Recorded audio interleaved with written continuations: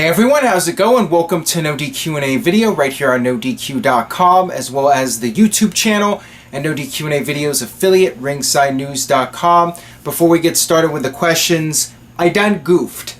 Last episode of NoDQ&A video, I said use the hashtag NoDQ&AV. Problem is, Twitter does not allow the and symbol as part of a hashtag. So instead of that, let's go with hashtag PAIV. Please answer in video, since most people tend to use that hashtag anyways. That will be the official hashtag for NoDQ&A video if you want to submit questions, and that's the best way for me to see those questions, by using that hashtag. With that being said, let's get down to the questions. First one today comes from PK Smith.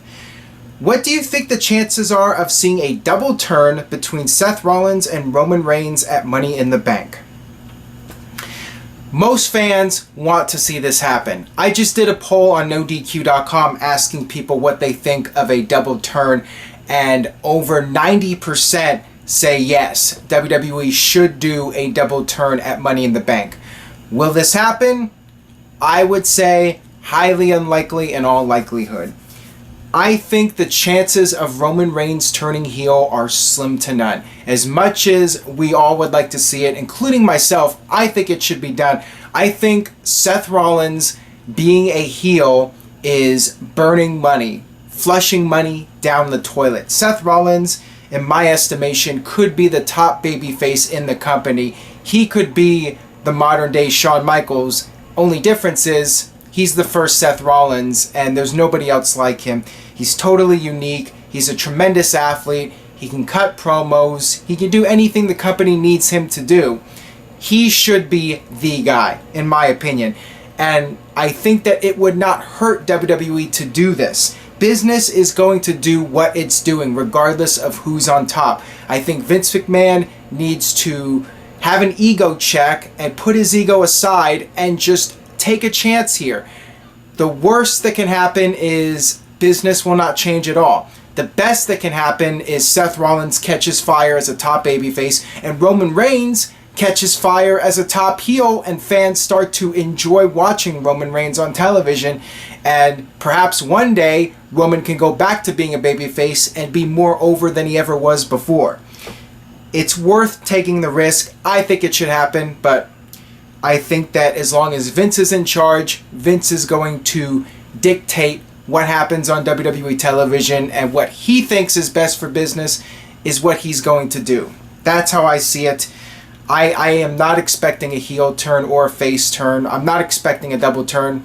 I think it should happen though. Got this one here from Adam. What current WWE talent do you feel needs a gimmick/character change? Just mentioned him, Roman Reigns. I think you turn Roman Reigns heel and you give him the chance to vent his frustrations. Let him just be himself and not be the John Cena 2.0 character that he's been portraying as of late.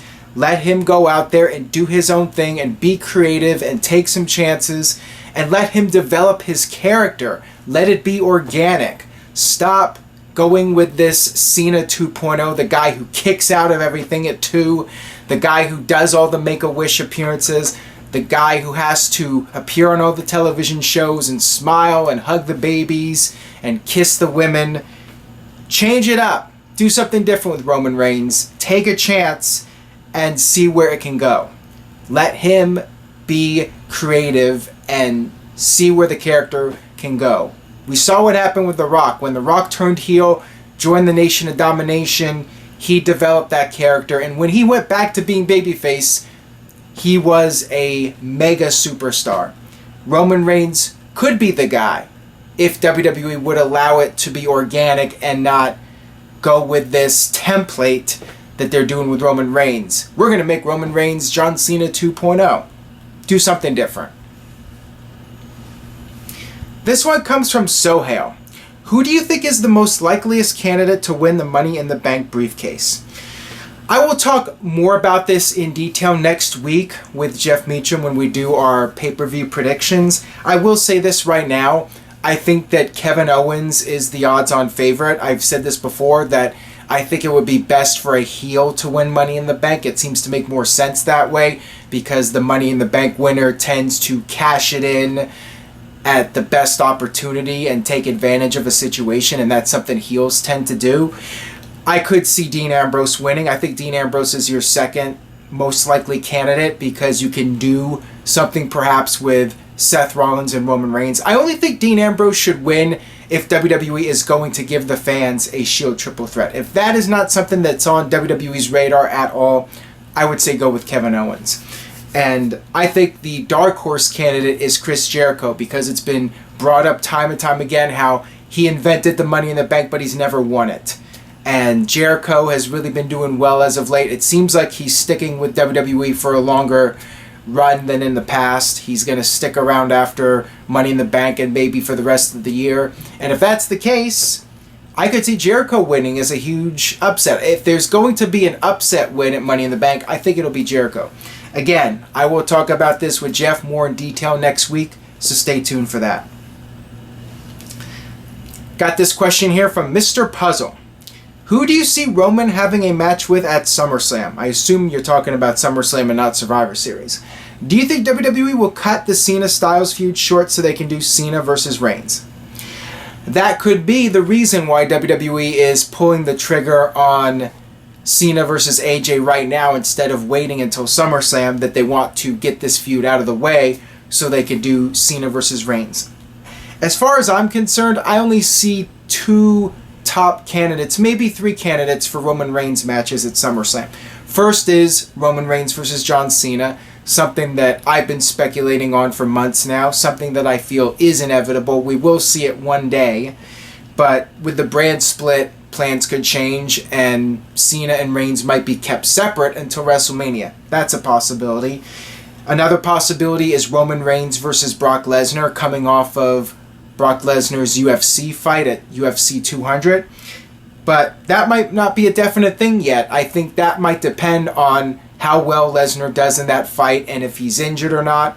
That might determine if WWE wants to go in the direction of Roman Reigns versus Brock Lesnar. And finally, I mentioned it earlier and in previous videos, a Shield triple threat match to main event SummerSlam, which I would really like to see, as I've mentioned before. You guys that have followed NoDQ&A video know that I've been a huge advocate of a Shield triple threat. I think it's burning money, it's flushing money down the toilet if you don't do that match. That match is money, in my opinion. I could see that as another possibility. But with Cena versus Styles, it could just be that this is going to be the first of 3 or 4 matches on pay-per-view, and maybe SummerSlam will be the so-called rubber match. Then again, maybe after the rubber match at SummerSlam, they do a 4th match at Night of Champions and a 5th match in Hell in a Cell. Who the hell knows right now? This one comes from Sean T. Flick. If Ronda Rousey does end up competing at WrestleMania 33, which female most deserves the opportunity to face her? Good question. I hate to say this, but it would not surprise me if WWE books Stephanie versus Ronda Rousey, if that match does take place and if Ronda is allowed to work a WWE match. I just sense that WWE would want to do that match because in their minds, that match would be the biggest draw, a McMahon against Ronda Rousey. I'd love to see Ronda Rousey versus Sasha Banks. To me, that would be a big money match if Sasha Banks was the women's champion. To me, that would be probably your best bet if you want to elevate one of the actual women talents and not Stephanie McMahon. You could go with Charlotte versus Ronda if you want to have Ronda win and have a heel put her over. That would be an appropriate match to do. One of those three, but I think I would like to see Sasha versus Ronda Rousey.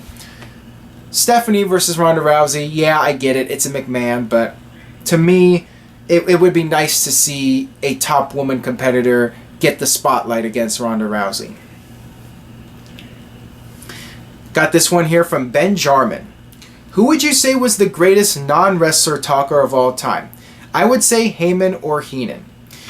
Bobby Heenan actually did wrestle early in his career before he transitioned into a manager role. He did even have occasional matches into the 80s, well into his managing career.